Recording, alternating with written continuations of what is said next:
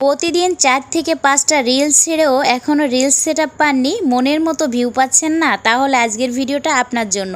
Hello everyone, আসসালামু আলাইকুম। নতুন একটা ব্লগে আবারও স্বাগত জানাচ্ছি সবাইকে। আজকের কাজকর্মের পাশাপাশি আমি কিছু কথা শেয়ার করব, যে কথাগুলো আমার আপু ও ভাইয়ারা অনেক বেশি জানতে চেয়েছে। বিশেষ করে আমার কিছু আপুরা অনেক বেশি নক করেছে।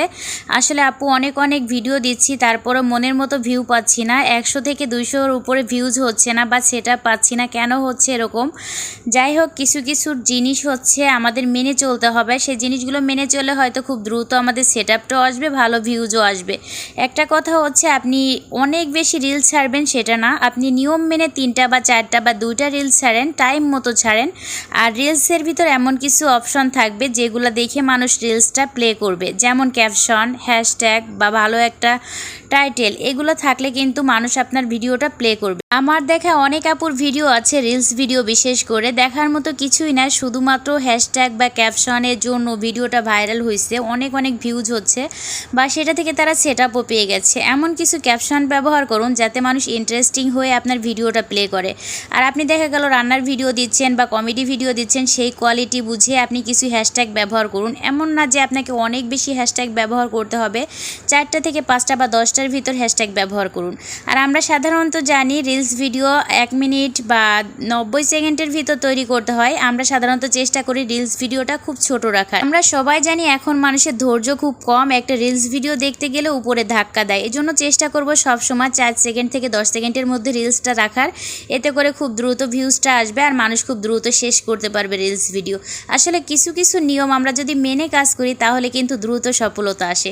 আমরা অনেকে আছি নিয়ম না মেনে অনেক রিলস ছাড়ি, দেখা গেল আধা ঘন্টা বা 1 ঘন্টা পর রিলসটা ছাড়তেই থাকি, কিন্তু এটা আসলে কখনোই আপনার পেজটা ভাইরাল করবে না বা আপনার রিলসটা ভাইরাল করবে না। একটা জিনিস সবসময় মেনে রাখুন, 2টা হোক বা 3টা, অবশ্যই টাইম মেনটেন করতে হবে। আপনি যদি 2টা বাজে রিলস ছাড়েন দুপুরে, অবশ্যই পরের দিনও 2টা বাজেই ছাড়তে হবে।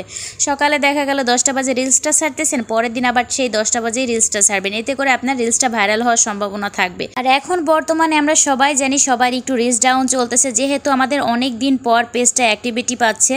সবাই চেষ্টা করবেন সবার ভিডিওগুলো দেখে তারপর সুন্দর করে একটা কমেন্ট করার। আর এই যে রিচ ডাউন ভেবে যে আপনি চুপ করে বসে থাকবেন, তাহলে কিন্তু রিচ কখনোই আগের জায়গায় যাবে না। ঠিক আগের মতো করে নিয়ম মেনে আবারও কাজ শুরু করেন। প্রতিদিন যদি কাজ করে আগের মতো ভিডিও আপলোড করেন তাহলে কিন্তু রিচটা আবারও সম্ভব আগের জায়গায় আনার।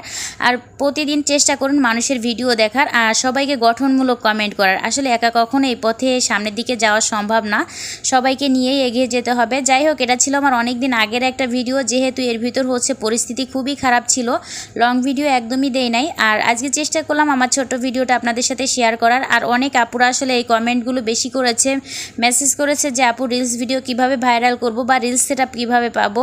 তাই ভাবলাম যে ছোট্ট একটা ভিডিও আপনাদের জন্য তৈরি করি। যাই হোক, আজকের মতো এই পর্যন্ত। সবাই ভালো থাকবেন, সুস্থ থাকবেন, আল্লাহ হাফেজ।